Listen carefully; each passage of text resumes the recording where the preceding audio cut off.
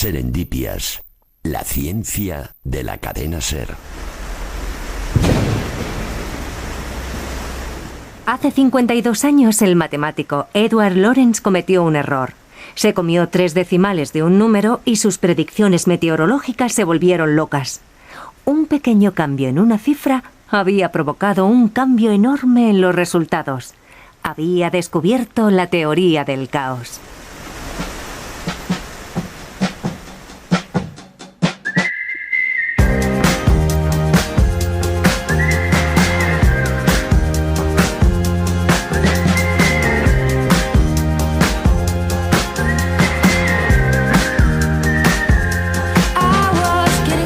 Las matemáticas no son el lenguaje con el que Dios ha escrito el universo, por mucho que lo dijera Galileo. No son algo que descubramos, no existen más allá de nuestra cultura, no viven en la forma de una cuchara ni en la métrica de una tarantela. Y sin embargo, ¿quién lo diría? Para no existir por sí mismas, encajan sorprendentemente con las cosas que sí existen. Curioso, ¿verdad?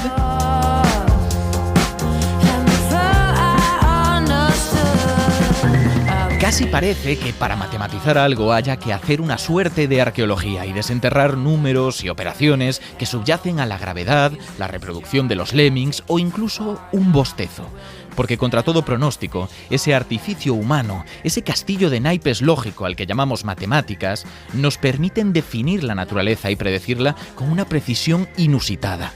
Y esa aparente contradicción es una de las mayores incógnitas jamás pensadas.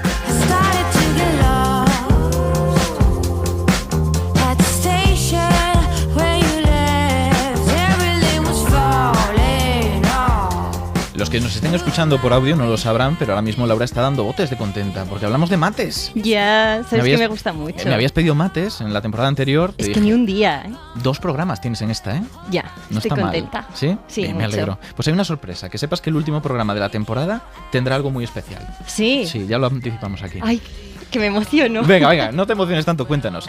¿Qué traes? Pues mira, también he pensado que como íbamos a hablar de mates, voy a sacar una característica mía que solo está cuando hago matemáticas. Ajá. Y es que soy ordenada. Me parece muy Porque bien. el resto de mi vida suele ser bastante caótica. Y como hoy vamos a hablar del caos... Ya he visto el hilo. ¿Sí? Pues justo, pues eso, como vamos a hablar del caos y hoy quiero ser ordenada, voy a empezar por el inicio, por el libro, que es por donde nunca empiezo. Así que...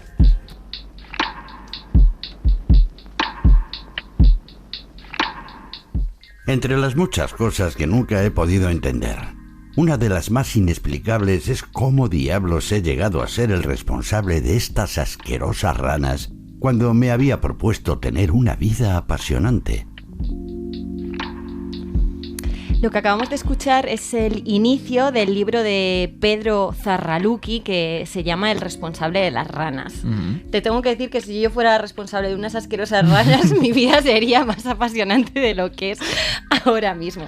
Pero bueno, aparte de este libro de ser un tremendo spoiler, me sirve muy bien para introducir la teoría del caos y cómo muchas veces creemos tenerlo todo controlado, pero la realidad nos puede llegar a lugares insospechados. La teoría del caos trata de averiguar cómo va a ser el futuro, pero no echando las cartas, sino utilizando reglas matemáticas, observando la naturaleza, entendiendo la física y cómo se comporta y poniendo unas condiciones iniciales que guiarán esa evolución. Cuando hablamos de esas condiciones iniciales son las características que tiene lo que estás estudiando en un primer momento, ¿no? Su velocidad, el lugar que ocupa, cosas por el estilo. Eso es, cosas que mides en ese instante y entonces empiezas a dejar evolucionar el sistema, sea cual sea. La teoría del caos, todas estas cosas que he dicho son muy importantes, pero sí que hoy a mí me gustaría centrarme en todo lo que tiene que ver con las condiciones iniciales. Y precisamente en este libro, después de que el autor ha hecho este spoiler de lo que va a suceder y ya sabemos que él tenía pensado tener una vida apasionante y al final acaba cuidando unas ranas, dices, vale, pero ¿cómo empezó esto? Pues así.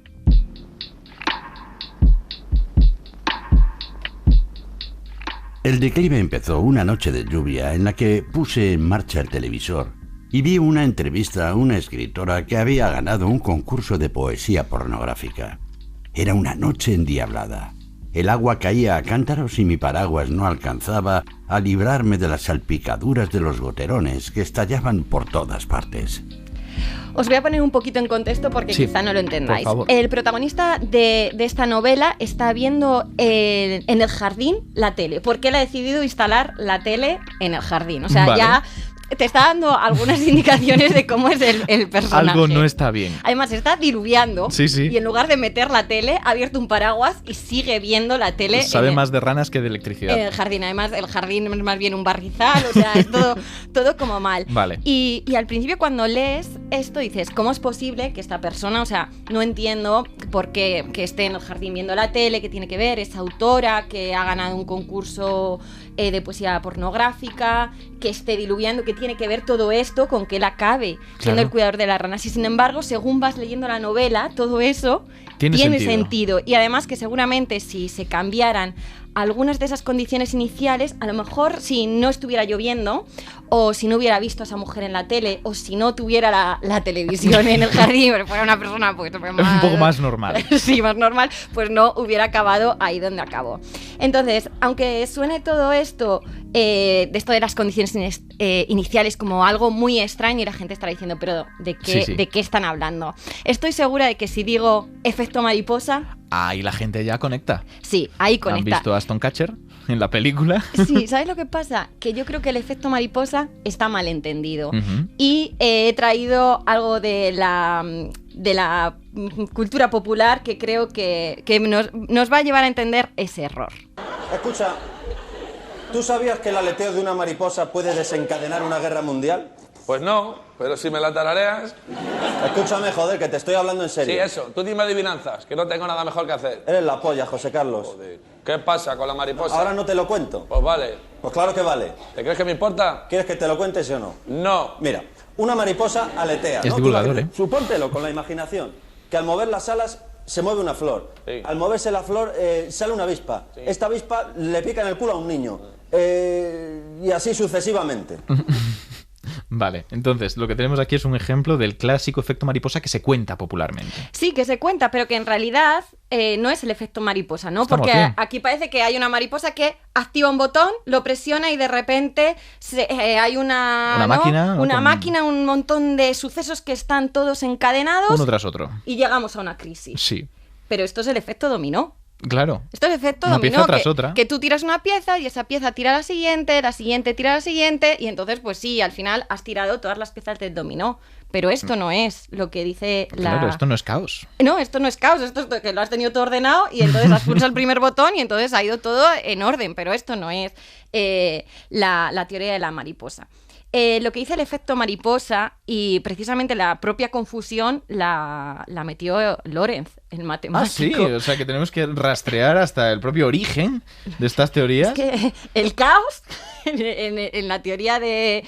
O sea, el caos, en la teoría del caos con el tema de el efecto mariposa lo introdujo el propio autor. Está fantástico esto, ¿eh? Sí, mira, todo, o sea, lo que él quería explicar es que se había dado cuenta que los decimales de las máquinas con las que calculaba los números no cogían exactamente el mismo número de decimales. Entonces, esos pequeños cambios le llevaban a Claro, que resultados completamente Alguna máquina trabajaba con 2 diferentes. decimales, otra con 1, ¿no? Esta es la Claro, idea. y tú dices, bueno, ¿qué más da? Redondeo, ¿no? Claro. Redondeo y no dará igual, pues no, Pues no daría igual. Totalmente lejos, ¿no? Se alejaba más cuanto más avanzaban Nos las alejaba cuentas. que era, o sea, un resultado totalmente diferente. Al principio era como muy parecido, ¿sabes? En los primeros tiempos de la evolución, ¿no? Porque lo que estudia la teoría del caos es cómo evoluciona algo en el tiempo. Entonces, bueno, pues en un tiempo corto, pues sí eran muy parecidos los resultados, pero eso a largo plazo... Esto va a ser el nuevo miedo de los estudiantes de matemáticas. Antes era tener la calculadora en radianes, ahora es que tus decimales... El número de decimales. Claro.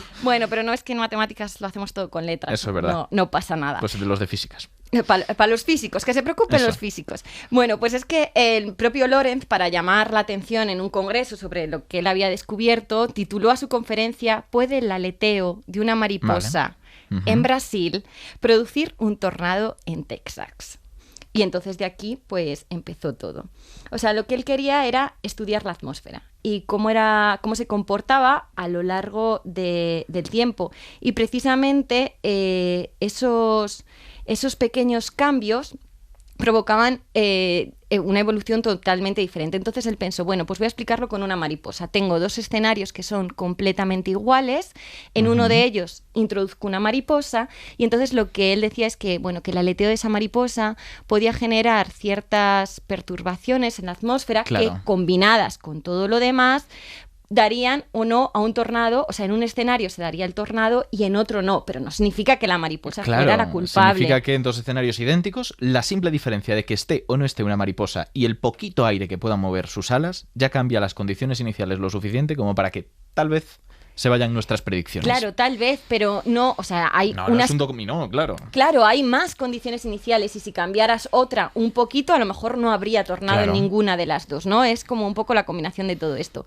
Entonces, yo he estado pensando una analogía con la vida real, Venga. no más de la gente de a pie, porque la gente de a pie dice, bueno, ahí la atmósfera muy bien, el tiempo de mañana y todo esto, bueno, que por eso también las predicciones del tiempo a un día pues funcionan bien. Pero a 5 ya empieza a complicarse. Dentro de un mes pues no sabemos ni idea si tenemos que sacar el abrigo o no. Pero bueno, digo, bueno, algo más cotidiano, más que lo pueda entender todo el mundo. Y yo creo que esto, las condiciones iniciales son la meritocracia. Es decir, a las clases trabajadoras medias nos han vendido de que, bueno, que si nos esforzamos, somos súper intensos en lo que hacemos, trabajamos muchísimo, pues vamos a lograr lo que queramos. Así como si fuera solo, o sea, todo depende como de nosotros y de cómo lo hagamos. Pero lo cierto es que podríamos tener 2 escenarios de 2 personas completamente iguales, que se comportaran exactamente igual, que tuvieran exactamente las mismas capacidades, que hicieran exactamente todos los días lo mismo y que llegaran a sitios diferentes. Y todo esto dependería de cuál es su posición inicial, es decir, cuál es su estatus en la sociedad, ¿no? Cuál, especialmente, pues, especialmente la situación económica de tu familia o tu posición geográfica, tu raza, tu sexo, incluso también pues tu orientación sexual, ¿no? Todo esto pues va a influenciar realmente cuál será tu destino, más que las ecuaciones y todo ese esfuerzo que tú hagas. Vale. Entonces tengo una conclusión final, una conclusión final. Se la estoy viendo esto. subrayada y de verdad que quiero que digas esto. Tienes que decirlo. Sí, pues es que las condiciones iniciales son los padres. Laura, te doy la oportunidad de hablar de matemáticas y acabas la sección con el puño en alto y el himno de la Unión Soviética. Muchísimas gracias por venir a contarnos todo esto, sea de matemáticas o no. Mira, muchísimas gracias a ti.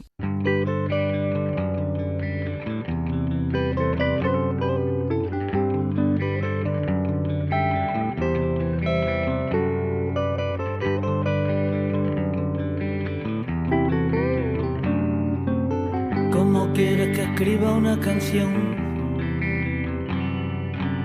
Si a tu lado no hay reivindicación. La canción de que el tiempo no pasará, donde nunca pasa nada. Una racha de viento no. Voy a hacer 2 presentaciones. La primera, Julia, lo siento, va a ser a la canción. Luego te presento a ti. Porque esto que estamos escuchando es Dulce Introducción al Caos. Tendré que decirlo porque no nombra caos en toda la canción. Es de Extremoduro y pone aquí, lo leo del guión, de La Ley Innata, el mejor disco escrito en castellano según Mario Panadero. Mario, deja de tocar mis guiones. Primer aviso.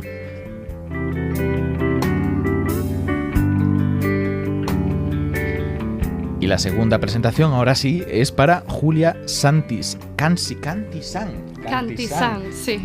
Creo que es la primera vez que lo leo mal, te lo juro, porque el resto de veces lo he leído bien, lo prometo. Julia Cantizán, 29 años y de Huelva. ¿Esto lo has escrito tú así? Sí, lo he escrito así. Está fantástico, Presentación directa. No, sí. Pero bueno, terminaste tu tesis doctoral el año pasado en dinámica no lineal y sistemas complejos y eres actualmente profesora e investigadora en la Universidad Rey Juan Carlos, aquí en Madrid, ¿no? Correcto. Bueno, y vienes a hablarnos de caos.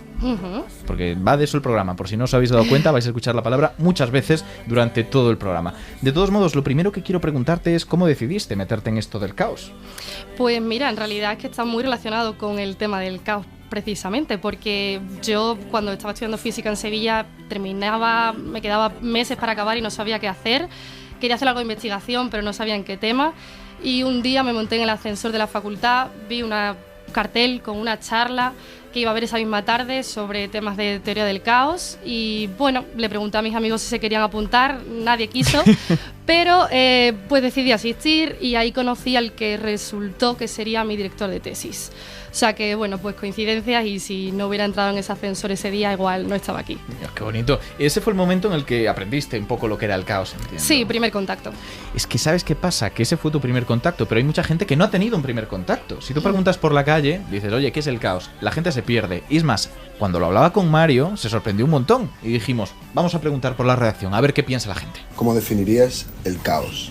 Ay, qué pregunta así de repente. Yo creo que es el desorden en lo que sea, la falta de control sobre lo que se quiere hacer o incluso sobre lo que se puede hacer. Para mí el caos lo definiría como incertidumbre 100% todo el rato. Pues la falta de orden, ¿no? Cuando no hay orden hay caos. Destrucción y mucho movimiento. Destrucción masiva, vamos. O sea, que casi no haya nadie, o sea, como si fuera como todo ceniza, que lo hubieran carbonizado. El caos me lo imagino yo ligado a la destrucción del mundo, a todos los edificios cayéndose, ardiendo, terremotos, tormentas. Se puede relacionar con el ruido, nota, ¿no? Julia. Con Madrid, con alguna ciudad. Bueno, tengo que decir tres cosas. La primera, contratan gente muy joven en la SER, ¿eh? He visto hay voces que son preocupantes. La segunda, vamos a ver. Lo de destrucción me ha vuelto loco, ¿eh? Ya, no lo valoraba yo que eso saliera, la verdad. De todos modos, Julia, ¿qué nos puedes contar? ¿Cómo de cerca han estado? A ver, han estado cerca, son típicas palabras que se escuchan, pero es verdad que no diría yo que el caos es desorden. Yo lo que diría es que el caos es un comportamiento complejo que aparece en sistemas no lineales, que son aquellos sistemas cuyas partes están muy relacionadas entre sí, están interconectadas. Y bueno, esos sistemas pueden ser desde pues, la economía, el clima, pero también sistemas mucho más sencillos en los que aparece comportamiento caótico. Y bueno, pues en estos sistemas la propiedad fundamental es que la sensibilidad a las condiciones iniciales, es decir, que dos condiciones iniciales muy cercanas dan lugar a escenarios muy diferentes en el futuro. Con lo cual, bueno, pues resulta un poco difícil la predicción, en la práctica es un poco complicada para estos sistemas. O sea, podríamos decir que sí, por ejemplo, voy a decir una palabra, no sé nada de economía, pero si el Euribor está a pues un número con 0,5 o 0,4, va a ser muy distinto lo que podamos predecir en un futuro, ¿no? Completamente, o las palabras de Ana Botín de esta tarde pueden cambiar cualquier cosa. Eso está muy bien como ejemplo. Vale, esto es ahora, pero ¿cómo empieza esta teoría? ¿Cuándo empieza? ¿Cómo empieza a relacionarse con el mundo real desde las matemáticas? Pues en realidad es bastante reciente, que es una cosa que a mí me sorprendió. Es verdad que había antecedentes, ya Poincaré hablaba de la sensibilidad a las condiciones iniciales, pero no es hasta los años 60 cuando Edward Lorenz por primera vez comprueba, pues bueno, estaba trasteando con un sistema muy sencillo en su ordenador, él estudiaba temas de meteorología y bueno, pues se dio cuenta de que cambiando las cifras decimales que tomaba en cuenta daba lugar a escenarios completamente diferentes. Y así empieza todo. Así empieza todo. El término de caos realmente no se acuña hasta el año 75, o sea, hace nada. Es un muy buen término, ¿eh? Creo que os da muchísimo marketing. Sí, exacto. Sí, suena bien, ¿eh? Sí, ¿verdad? Es más, suena tan bien que hay un montón de gente estudiándolo. Y un montón de gente en este estudio, que revelaremos poco a poco, que lo estudia. La siguiente persona que quiero que empiece a hablar por este micrófono es Álvar. Álvar Daza, que no sé si es Álvar o Alvar. Álvar. Con tilde en la primera. Importante. También es profesor en la URJC y ha investigado en temas relacionados con la dinámica no lineal en la Universidad de Harvard. Ojo, que aquí la gente ya, yo entiendo que te respeta de otro modo cuando lo dices. Sí, es curioso, porque yo sigo siendo la misma persona en la Rey Juan Carlos, en Harvard y en mi pueblo. De hecho, me encanta, porque la presentación que nos has mandado dice también, pero es ahora cuando está aprendiendo de verdad el significado del caos con su hija de 1 año y medio. Sí. Es un poco en la línea de las definiciones que se oían antes. Greta tiene un talento innato para esto del caos. Fantástico. En el otro sentido. Claro, en el sentido de lo que han dicho en redacción. Vale, estamos descubriendo qué es el caos y yo entiendo que la gente cuando empieza a pensar en ello dice impredecible. Es una de las cosas que se dicen mucho. Pero ¿realmente es impredecible? Y la pregunta más técnica ¿es el caos determinista? A ver, es una pregunta difícil. Mi respuesta es que sí, que el caos es determinista, pero es un sí con un pero. El caos es determinista porque surge de aplicar una serie de reglas, coge un número, multiplícalo, réstale este otro, y eso está inequívocamente determinado. Pero eso es solo en la teoría. En la práctica, pues como habéis comentado, resulta muy difícil predecir los sistemas caóticos en el tiempo largo, vamos a decir. Vale, o sea, a corto tiempo sí. Y esto me lleva a otra pregunta que voy a sacarme así de la manga, pero ¿eso significa que en parte esa dificultad para predecirlos a largo plazo es por nuestras limitaciones tecnológicas a la hora de medir con precisión, por ejemplo, la velocidad del viento o...? Sí, no. En parte es un problema de saber exactamente cuáles son las condiciones iniciales y también es un problema de nuestras limitaciones de computación. Claro. El pobre Lorentz pues tenía los decimales que tenía y eso le llevó al descubrimiento del caos. Claro, porque ¿con cuántos decimales se puede trabajar ahora mismo? O sea, una cifra que sea razonable. No lo sé, o sea, no quiero decirlo, pero muchísimo. No estamos hablando ni de 10 ni de 20, ¿verdad? No, más. Vale, de acuerdo, ¿no? Para hacernos una idea. Tengo otra pregunta, porque trasteando por internet me encontré un sonido muy extraño y siendo esto radio estaría feo no traerlo. Así que vamos a escucharlo y lo ponemos en contexto.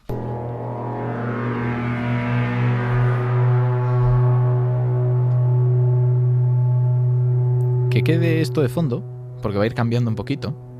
Puede parecer cualquier cosa. Podéis pensar que es, yo qué sé, el motor de un avión que está pasando, un alienígena hablando en una película de, yo qué sé, de un blockbuster, pero en realidad esto es un atractor, el atractor de Lorentz sonificado.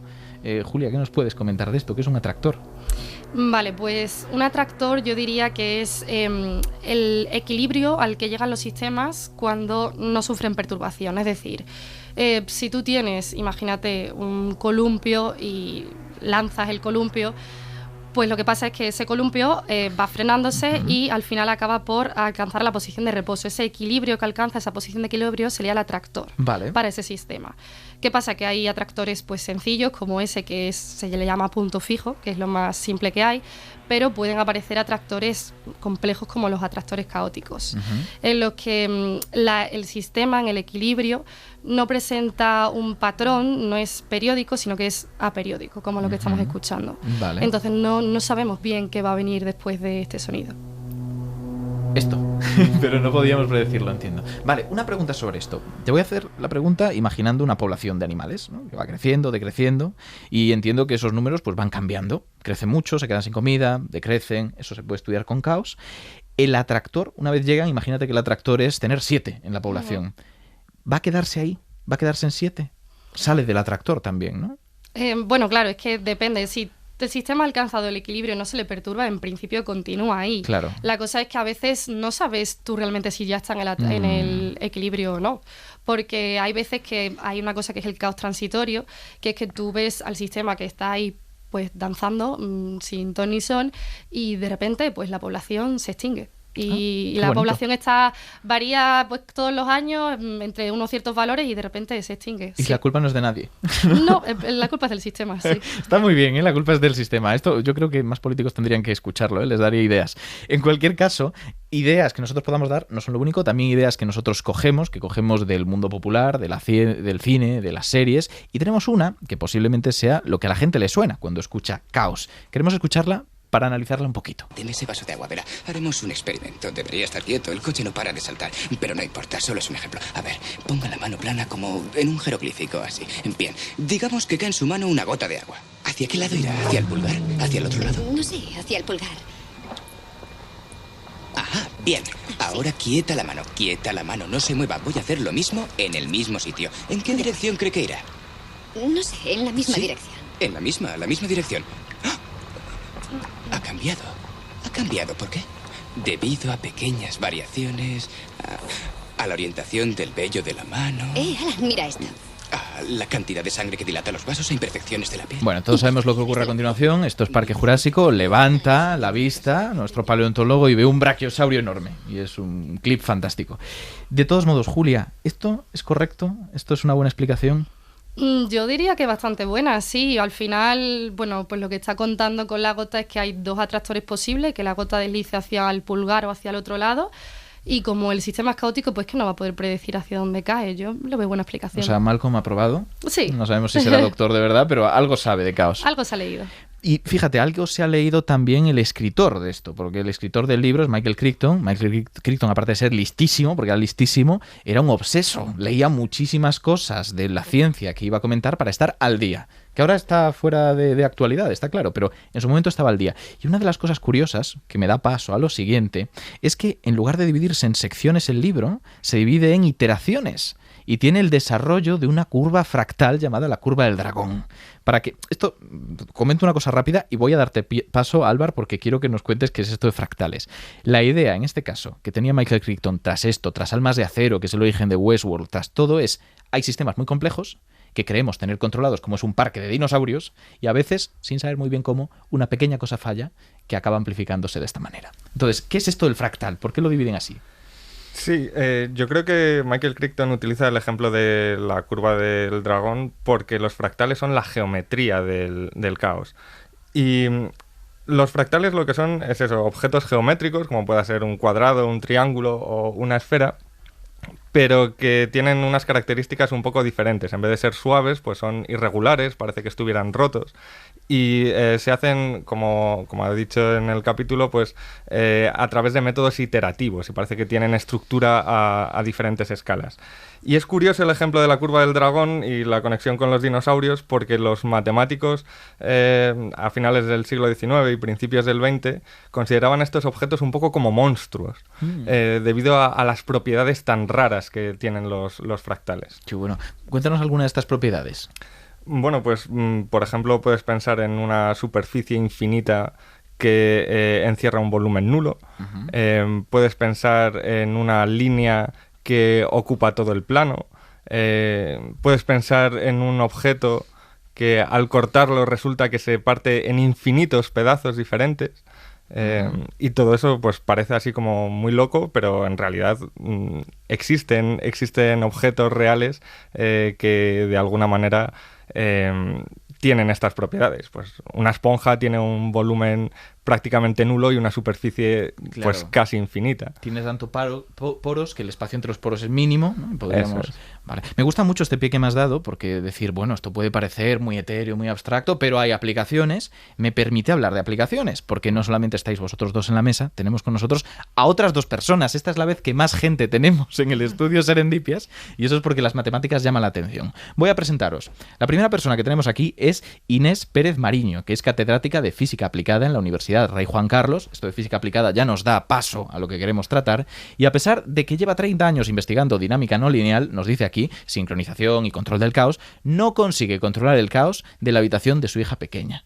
Mucho caos, ¿no?, con el tema de los hijos. Sí, la verdad que sí, que es un tema difícil de tratar. En realidad, bueno, me gustaría hablar de esto, de lo que es el control del caos, porque igual que se dice que la mariposa es capaz de generar un tornado, en realidad con las propiedades que tiene el caos también se puede revertir la situación. O sea, con ese mismo aleteo de la mariposa se puede controlar ese tornado y se puede evitar ese tornado. Genial. Vamos a presentar de todos modos a la otra persona que está aquí. He dicho que había dos más y es Isabel Moreno. Isabel Moreno no ha estado nunca aquí y debería haber estado antes, la verdad, porque hay muchas veces que te podríamos haber traído. Esa es una pregunta que no entiendo muy bien por qué tiene como respuesta a que no he venido nunca. ¿Por qué nunca me has invitado aquí? Bueno, porque tenía que haber una primera vez y el caos claro. Es muy bonito motivo, ¿no? Está muy bien.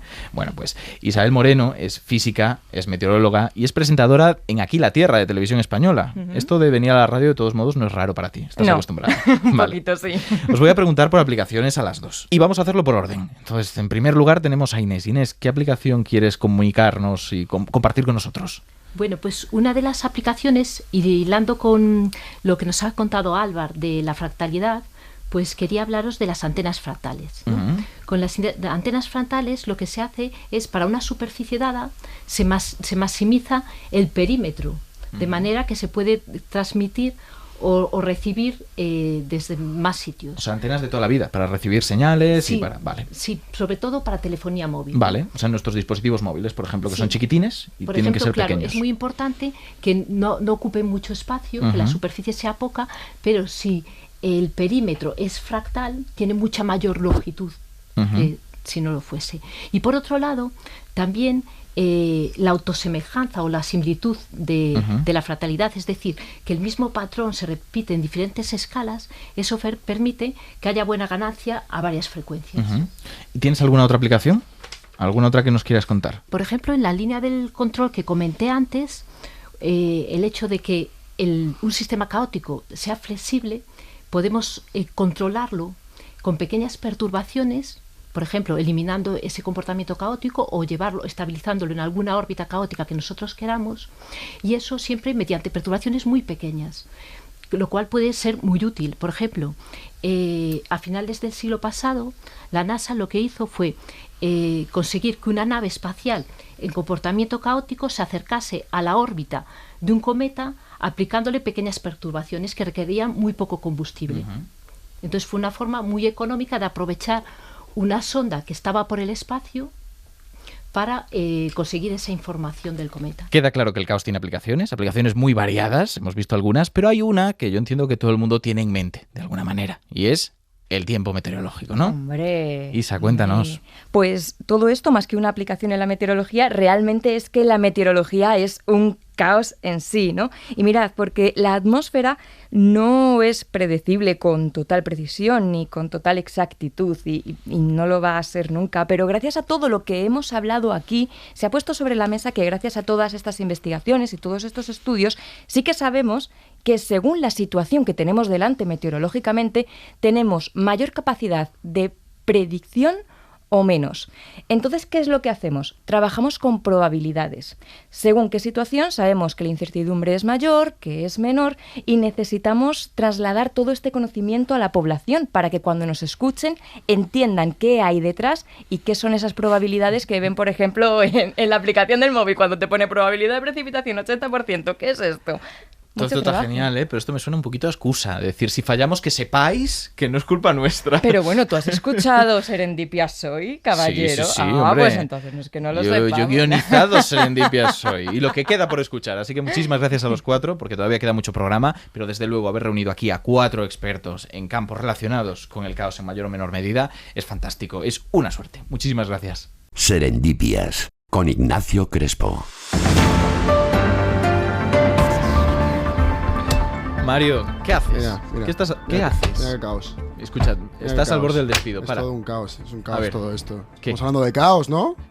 Yo es que no sé cómo te consiento estas bromas. Vale, perdona. Mira, para compensarte te traigo unas noticias muy chulas sobre el caos. Vale. Y la primera te va a gustar. Relaciona la ciencia del caos y la bisutería. Y todo tiene su origen en el circuito de Chua. Muy bien. Un objeto con el que pueden estudiarse fácilmente los sistemas caóticos. Se trata de un circuito electrónico que se comporta de forma caótica y fue considerado como la primera prueba física, matemática y experimental del caos. El circuito de Chua genera unas oscilaciones con forma de doble vórtice que nunca pasan por el mismo lugar y crea unas formas muy chulas. Resulta que un grupo de investigadores muy chulos también de la Universidad de Calabria ha publicado un trabajo sobre cómo convertir las estructuras que crean las ondas del circuito de Chua en joyas mediante la impresión 3D. Y claro, la particularidad está en que cada joya es única, no va a haber dos iguales. Así que si quieren nos compramos unas pulseritas. Luego que las mates no son aplicables. Para todo el equipo de Serendipias. Como regalo de fin de temporada nos regalas unas joyas, unos pendientes del circuito de Chua. Lo valoramos. ¿Vale? Hombre, presupuesto igual no hay. También te digo, cuando decía lo de chulas era juego con lo de Chua, ¿vale? Era un... no te preocupes. Es que va demasiado rápido tu humor, Ignacio. El mío es demasiado básico. Tu broma cutre al principio se compensa con la mía. Perfecto. Estamos en paz. Muy bien. Y te cuento también que la ciencia del caos tuvo un papel en la pandemia del coronavirus. Vale. En concreto en la manera en la que se debía hacer la desescalada del confinamiento para poder seguir bajando la curva de contagios y no volver a la gente tarumba, que poco nos faltó. Un equipo de científicos expertos en la teoría del caos analizó las diferentes medidas que se pusieron en marcha para frenar la pandemia y concluyeron que las dos herramientas más efectivas para este propósito eran el aislamiento social estricto y la realización masiva de test. El estudio se publicó en la revista Chaos, precisamente, y analizó datos de 9 países y concluye que las medidas de confinamiento más relajadas son ineficientes a la hora de bajar la curva en comparación con las normas de aislamiento más estrictas. Este es el modelo que siguió Corea del Sur, por ejemplo, que contuvo bastante bien la pandemia. Para que tú veas las aplicaciones de esta movida, Ignacio. Yo de verdad que no sé qué vamos a hacer cuando nos roben tu persona los del boletín informativo. ¿Te acuerdas de Fernando Simón? ¿Tú crees que estaba al tanto de esto? Yo creo que sí. Un poco caótico, y creo que tenía Simón joyas también, de Chua. De almendra y todo eso. Sí. Qué momentos nos dio. Tuvo sus cosas interesantes la pandemia también, creas que no. Vamos a borrar eso. Mario, muchísimas gracias. Gracias a ti, Ignacio. Hasta la próxima.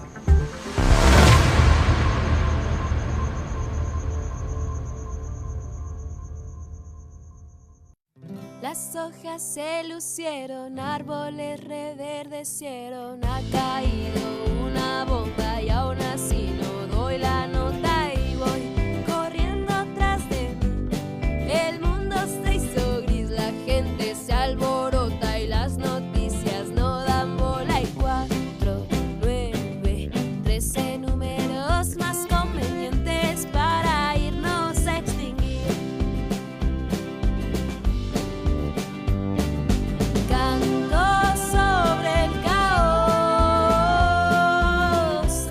Luis Cortés Briñol, tenemos tu sección ahora que es la Irreal Academia de la Ciencia. Me encanta el nombre, no me cansaré de decirlo. Hombre, es que es un nombre estupendo. ¿Qué más bonito puede haber que vivir en lo irreal cuando mejoramos un poco lo real, no? Y eso es lo que tú quieres, mejorar un poquito lo real, mejorar un poquito la Real Academia de la Lengua, ¿no? Tenemos esas ínfulas. Así es. Y no es tarea fácil, ¿eh? Porque definir es cosa bien difícil. Y vas a definir aleatorio, que tampoco te lo he puesto yo nada fácil. Palabra. No, me lo has puesto rematadamente difícil, pero es que viene al pelo de lo que estabais comentando.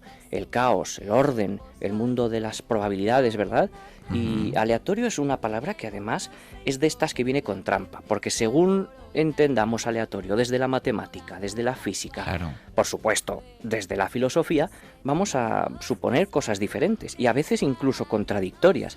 Así que, de alguna forma, una buena manera quizá de arrancar pueda ser hablar de la etimología, ¿no?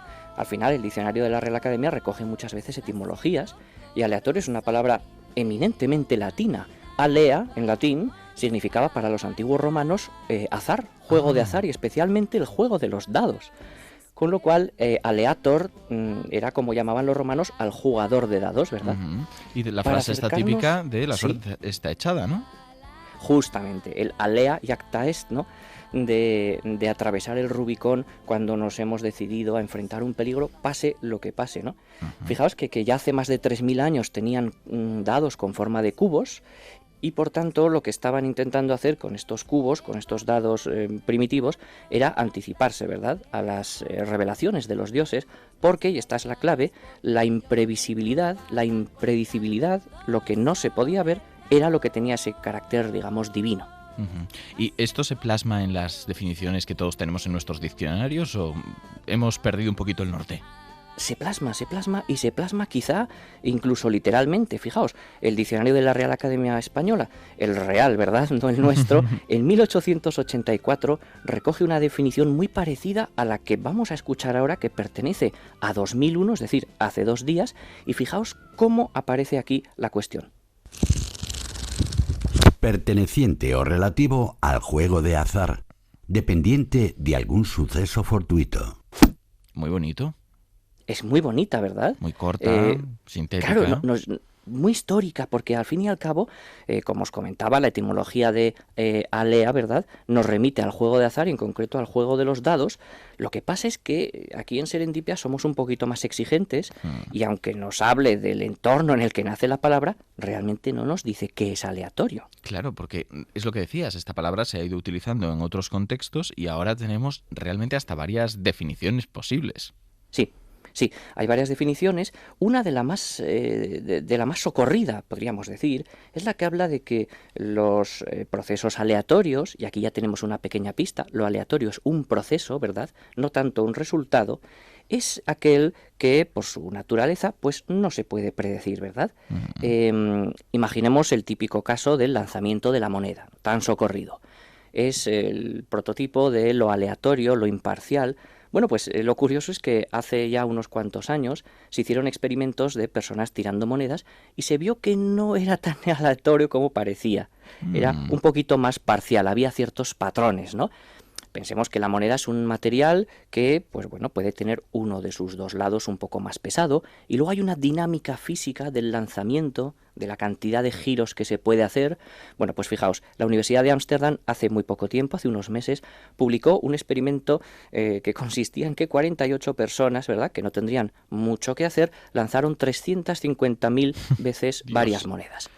Claro, ¿qué descubrieron? Que efectivamente había un cierto patrón y que las monedas tenían una pequeñita probabilidad mayor de caer del mismo lado que estaban al principio.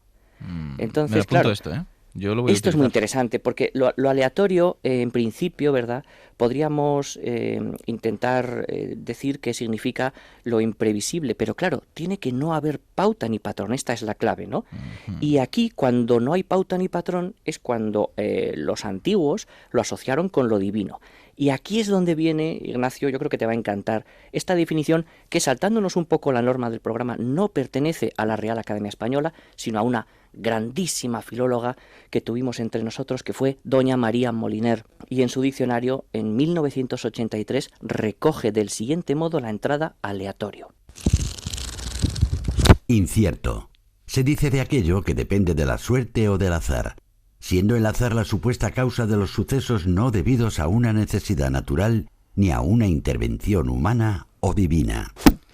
Me gusta más, pero quiero preguntarte por eso de la suerte. Porque muchas veces cuando se dice la palabra suerte, en los contextos científicos se insiste en la suerte no existe. Pero claro, todo dependerá de cómo la definamos. Efectivamente. Justo, me acuerdo ahora mismo cuando hablas de esto de si Dios juega a los dados o no, ¿verdad? Claro. La suerte en nuestra tradición, pues bueno, la vinculamos a la fortuna, porque era esa diosa que nos protegía de los malos augurios. ¿Qué ocurre? Que la suerte relacionada con el azar se entiende como lo que no tiene una causa explicable, ¿verdad? En nuestro lenguaje cotidiano decimos he tenido mala suerte, he tenido buena suerte, pero que no podamos explicar el proceso causal o el proceso de patrón o de pauta de un suceso no significa que no exista. De aquí que quizá para podernos aproximar a la cuestión del azar y de la suerte, que en filosofía tiene muchísimo que ver con la libertad, ¿verdad? Tenemos que olvidar que suerte no significa que no haya orden. Esto es fundamental. Digamos, de alguna forma, el azar era entendido ya desde las épocas de Leucipo como nuestra ignorancia de lo que existe. Existen una serie de leyes que operan, ¿verdad?, sobre los fenómenos y los sucesos, pero como los desconocemos, los llamamos suerte. Bueno, pues a partir ya del siglo XIX y en concreto del siglo XX, la probabilidad, que es el terreno natural donde deberíamos situar el concepto de nuestro día, lo aleatorio, desarrolla una definición mucho menos divina, ¿verdad?, y si cabe más humana, de lo aleatorio. Y habla de aquellos fenómenos que tienen un resultado individual que es incierto, pero sí que hay un patrón regular de resultados cuando repetimos mucho. Fijaos qué interesante, porque en este sentido lo aleatorio no es sinónimo de lo azaroso. Claro, aquí sí ¿verdad? que entraría ese lanzamiento de moneda del que hablábamos antes. Exacto, si se hace perfecto, ¿verdad? Claro. Entonces digamos que lo aleatorio es aquello que repetido una sola vez es impredecible, pero que sin embargo, pues digamos que aparenta una distribución regular, ¿no?, en la frecuencia relativa. Fijaos que se suele poner el ejemplo del número pi, ¿verdad? El número pi, por ejemplo, es una fórmula que podemos calcular, ¿verdad? Y aunque no podamos predecir sus decimales, y esto es lo interesante, esto es lo que lo hace aleatorio, si queremos llamarlo así, es un proceso en cambio determinista, porque siempre que calculemos pi vamos a obtener el mismo resultado. Claro. Esto es De manera importante que porque mucha gente mezcla los conceptos, ¿no? De que si este algo es el está punto. determinado o no, con aleatorio. Justo, y de hecho lo aleatorio parece una tontería, pero nos resulta muy útil en la investigación científica. La aleatoriedad nos sirve para poner a prueba pues determinados modelos físicos, además de para ganar un dinerillo en el casino online, el que le guste. Pero ¿qué ocurre? Que los ordenadores, así como nuestros cerebros, tienen un problema muy gordo para producir una aleatoriedad verdadera. Y esto es fascinante. Los ordenadores que tienen generadores aleatorios de números, ¿verdad?, incluso nuestros propios móviles, verdaderamente no pueden generar aleatoriedad real, porque lo que hacen, resumido en una frase, es partir de una semilla, de una serie de dígitos, que después, mediante unas operaciones algorítmicas, transforman en otros. Claro, pero Y no nos parten dan- de la nada, están condicionados por esos números iniciales. Ese es el punto. Ese es el punto. Entonces, así como tampoco hay una fórmula matemática que pueda generar verdaderos números aleatorios, ¿verdad? Lo que sí podemos hacer es hablar de aleatoriedad de buena calidad o de mala calidad. Ah, me gusta. Esto es muy bueno porque si la semilla es suficientemente compleja y la cantidad de operaciones que podemos generar a partir de ella nos da tantísimos números que seamos incapaces de predecir nada, podemos hablar de que a efectos prácticos sí tenemos esta suerte, este azar, esta imposibilidad de encontrar pauta o patrón, ¿no? Claro. Luis, cuéntanos entonces, ¿cuál es tu definición, la que elegirías tú? ¿Tendría en cuenta esto de la buena calidad y la mala calidad de la suerte? Pues yo creo que podría tenerlo en cuenta, efectivamente. Vale, veamos. Para mí una buena definición sería aleatorio, ¿no? Por ejemplo, si tuviésemos que decir. Sí. Yo no diría que aleatorio es un resultado, fíjate, sino que diría lo siguiente: aleatorio, proceso mediante el cual obtenemos resultados individuales impredecibles de acuerdo con la probabilidad de que cada uno de ellos pueda sucederse con la misma frecuencia, pero que en última instancia no siguen pauta ni patrón. Vale. Es una definición muy larga, un poquito más técnica. Sí, esta igual hay que releerla 2 veces, pero a mí me gusta mucho, es muy completa. Y lo de que no, no sea un resultado, sino un proceso, me parece súper interesante, porque efectivamente la moneda puede estar por la cara o por la cruz sobre la mesa por muchos motivos, porque la he puesto yo, porque la he lanzado. Es el lanzamiento el que es aleatorio. Es que claro, cuando decimos un número es aleatorio, imagínate, piensa en un número aleatorio. Realmente lo aleatorio no es la propiedad de un número concreto particular. Lo aleatorio sería la secuencia y todavía mejor el procedimiento por el cual obtenemos una secuencia. Totalmente. Hay que hacer un programa de aleatorio, Luis, pero no nos da tiempo en este. Esto es terrible. El azar nos ha podido. El azar nos ha podido. Muchísimas gracias, Luis. A vosotros, como siempre, 1.000.000 de gracias. Moure oye voces.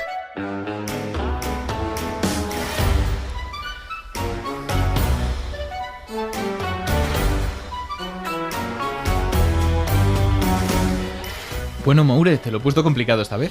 Mira, Ignacio, tanto yo como mis compañeros y compañeras tenemos una reclamación para ti. Vale. Nadie se atreve a decírtelo, pero creo que piensas que somos más inteligentes de lo que realmente somos. A ver, explícate. ¿Qué Vamos pasa? a ver, teoría del caos. No puedes hacer un programa, yo que sé, de perritos. El próximo es la suma. ¿Te gusta eso? ¿La suma? La suma. ¿Te gusta? Pero es que seguro que le sacas algo complicado. Claro que sí, claro que sí. No, Bertrand Russell y Whitehead tienen cosas que decirte. Haz uno de cosas fáciles, de eso. Los colores. Los colores, venga, a ver. ¿Tienes preguntas del público? Sí, tengo preguntas del público sobre y decirte que además sí que me gusta el caos porque yo hacía Warhammer y tenía el caos. Yo tenía los hombres lagarto, Ojo. Es que esos eran muy difíciles de pintar. Yo tenía el caos porque las armaduras se pintan con negro y un poco de plateado y a tomar por saco. Bueno, venga, preguntas. Hola, Moure. Tengo una duda, bueno, o más bien una petición de ayuda. Y es que tengo 2 perros y, a ver, yo les quiero mucho, pero son muy caóticos y me la lían muchísimo al pasear, se pelean entre ellos y intento educarles, pero no hay forma, es que creo que son como caóticos por naturaleza. Entonces, no sé si tú podrías por lo menos explicarme por qué no pueden ser un poquito más ordenados, como otras especies, como las hormigas, que son ahí todo elegantes y van la una detrás de la otra. Y no sé, es que no sé si puedo hacer algo para que sean más estructurados. Estructurados, parece que quiere hacerles cirugía a los perros. Sí. De hecho, aquí yo creo que queda muy claro esa confusión que tiene mucha gente con el caos, de asumir que el caos se refiere a desorden. Y no es así, dice, no, mis perros son un caos. No son un caos, y de hecho lo está comparando con otro animal que dice que es más ordenado, pero que en realidad sí que es más caótico. Las hormigas son más caóticas. Sí, son más caóticas. ¿Por qué? Porque sí que comparten los hormigueros, no una hormiga individualmente, los hormigueros comparten ciertas analogías con la teoría del caos. O sea, si lo piensas, un hormiguero es un sistema complejo, ¿no? Es un sistema dinámico y son muy sensibles a las condiciones iniciales y además su comportamiento se puede describir en gran parte con ecuaciones. De hecho, hay un montón de algoritmos sobre hormigueros. Pero ese orden, esas filas que hacen, ¿no? Que dicen, mira qué ordenadas que hacen fila para comerse un trozo de chorizo masticado. Eso en realidad está un poquito más relacionado con el caos, que es con la autoorganización. Vale. Ahora vamos a hablar entonces de autoorganización en concreto. Sí, en concreto de autoorganización. Vale, olvidamos el resto. Que es una propiedad de sistemas complejos en los que unas pocas interacciones simples llevan a cierto orden y a comportamientos que son complejos. Y en el caso de las hormigas mola mucho porque ellas simplemente siguiendo unas reglas muy básicas consiguen tener cierto orden. Por ejemplo, ¿sabes las filas estas que hacen? En realidad lo único que tienen que hacer es cumplir. Pues primera orden, tú sal por ahí a buscar comida. Segunda orden, si encuentras comida, coge un cachico vuelve al hormiguero y ve dejando feromonas para dejar el rastro. Vale. Siguiente norma, si te encuentras un rastro de feromonas, síguelo hasta la comida y así cumples las normas anteriores, ¿no? Vuelves al hormiguero, dejas más feromona, al final hay un montón de feromona y termina habiendo muchas hormigas allí. Esto es un fenómeno de autoorganización. Entonces, tanto en el caos como la autoorganización se basan en pequeñas interacciones muy pequeñitas del sistema, y en el caos esas interacciones pequeñitas pues llevan a la jauja y a que el sistema sea muy difícil de predecir, pero la autoorganización lo que llega es que esas pequeñas interacciones lleven a cierto orden y cierta organización, y que cosas que parece que alguien las dirige, en realidad no las dirige nadie, sino que son pequeñas interacciones que lo montan todo. A ver, conclusión de la pregunta. Tus perros no son caóticos, tus perros son pesados. Son perros. Son perros, Claro. ten hormigas. Pues ten hormigas. Salen más baratas. Salen más baratas y además hay gente que las tiene como mascotas, ¿eh? Sí, Hay un yo he montón de tenido. Joder, Yo he Ignacio, es tenido, que te pega muchísimo tener hormigas, te pega muchísimo. Yo he tenido Lasius niger, en concreto. Sí, Ostras, encima te fuiste a una especie que creo que es un poco difícil, ¿no? Es más de que las Mesor bárbaras. Bueno, da igual, seguimos. Entonces, segunda pregunta, ¿tenemos Vale, otra? sí, pasamos ya a la siguiente, nos Yo cansamos diría de que sí. hormigas. Venga, otra pregunta. Hola Moure, yo tengo una preguntita. Sé que vais a hablar sobre el tema del caos y bueno, y esas matemáticas mega raras, y me he puesto un poco a pensar en eso y en esas mate movidas, mega y me ha raras. surgido un poco la duda. ¿Se pueden utilizar lo que son las matemáticas para predecir la historia? Porque vamos, igual que se puede predecir, por ejemplo, una tormenta, a lo mejor también se podría predecir una guerra o algún acontecimiento histórico. Adiós, gracias. Nos ponemos aquí de ficción, ¿eh? Ojo, ¿esto a ti te recuerda algo? Sí, pero bueno, ya está claro que soy muy friki, ¿no? He tenido hormigas, he coleccionado los hombres lagarto y también he leído Asimov. Has leído Asimov, Fundación, una saga literaria que se basa en el concepto de la psicohistoria, que es una rama ficticia de las matemáticas. Ficticia, eso es, vale. Ficticia, diseñada para predecir eventos históricos como revoluciones, guerras o la caída de un imperio, en este caso del Imperio Galáctico, el de Asimov, no el de Star Wars. Total, que es cierto que Asimov pues se basaba un poco esta psicohistoria en mates raras y no hablaba directamente del caos. Él no utilizaba teorías del caos, pero sí que había ciertos elementos en la psicohistoria que recordaban un poco a la teoría del caos. Por ejemplo, el tema de los atractores del caos. Es decir, él iba diciendo que iban a suceder ciertos acontecimientos históricos que iban a pasar casi seguro, independientemente de las condiciones iniciales, y esos podrían ser un poco esos atractores, ¿no? También consideraba que cuanto más te alejases del presente, menos probabilidades había de que se cumpliese esa especie de destino, esa especie de evento histórico, que es algo parecido a lo que pasa en la meteorología. A más días vista, menos probabilidades de que esa lluvia que dices que va a caer, caiga o no. Y también tenía en común que podía haber ciertas perturbaciones que lo desajustasen todo completamente y que hubiera que volver a establecer las condiciones iniciales, como puede ser, pues en nuestra historia, en la historia real, una pandemia, por ejemplo. En la otra, el mulo, para todos los seguidores. Estaba pensando en el mulo, un personaje que la lía parda y manda a la porra todas las predicciones. Fíjate que me parece súper interesante porque aunque podemos entender esto como analogías de lo que sería el caos, también podríamos entenderlo como lo que también parece que deja entrever Asimov, que es estadística, porque él te habla de que no puede predecir a la persona concreta, como es el mulo, pero sí esa tendencia que emerge de la población. Claro. Bueno, aunque dicho emerge, también te digo. Claro, sí.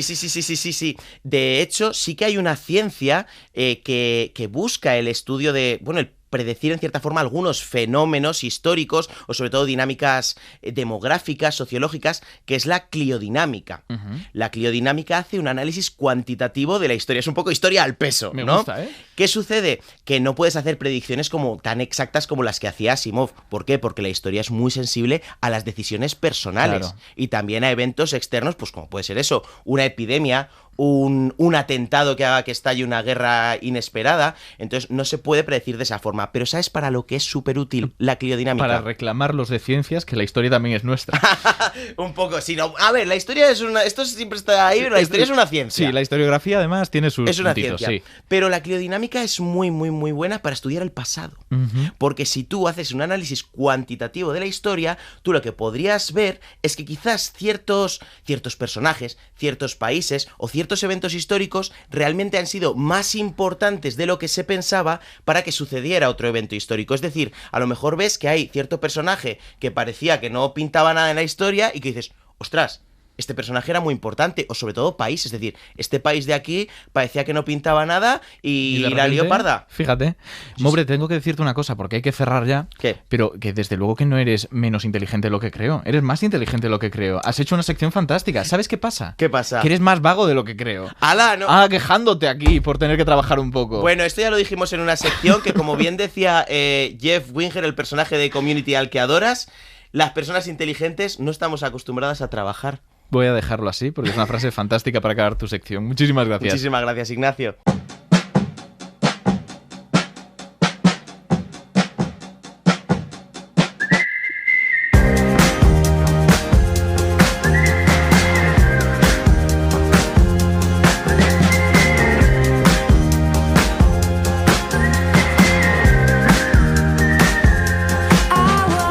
Nos empeñamos en ver el mundo a través de nuestros ojos de simio, pero ahí afuera hay mucho más de lo que la intuición nos susurra.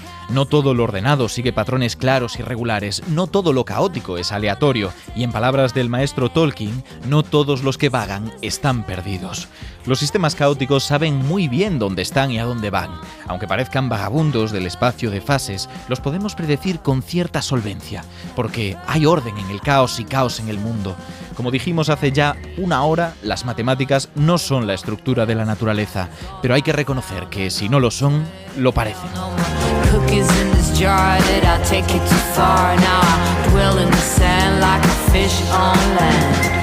Serendipias con Ignacio Crespo. Like a fish on land.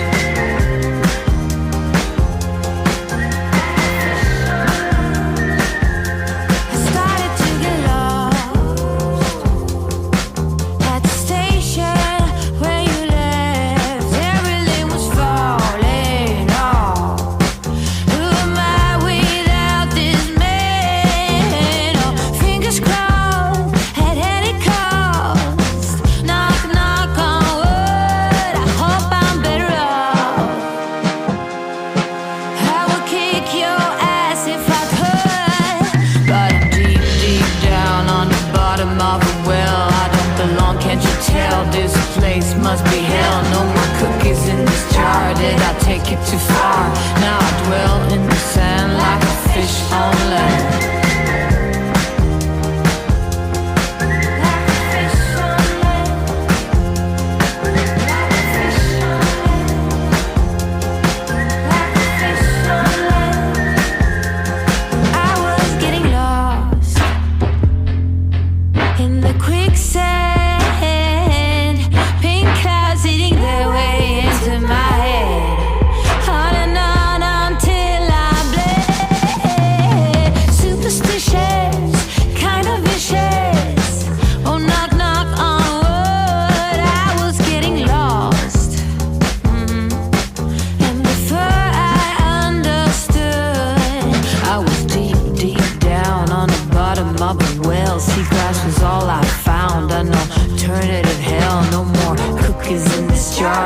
Take it too far, now I dwell in the sand like a fish on land. But I'm deep, deep down on the bottom of a well. I don't belong, can't you tell? This place must be hell. No more cookies in this jar. Did I take it too far? Now I dwell in the sand like a fish on land.